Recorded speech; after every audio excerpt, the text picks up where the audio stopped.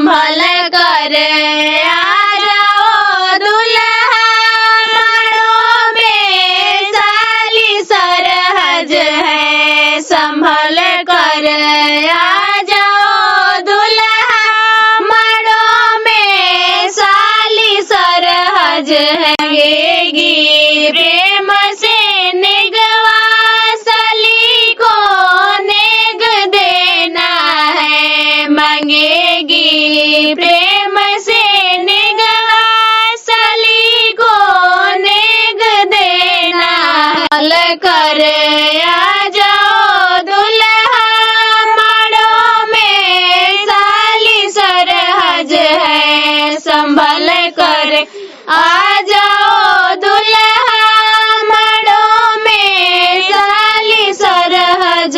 मांगेगी जूता चोराई नेगवा साली को नेग देना है। मांगेगी जूता चोराई नेगवा साली को नेग देना है। संभल कर आ जाओ दुल्हा माड़ो में साली सरहज है। संभल कर आ जाओ दुल्हा माड़ो में साली सरहज है। दुल्हा का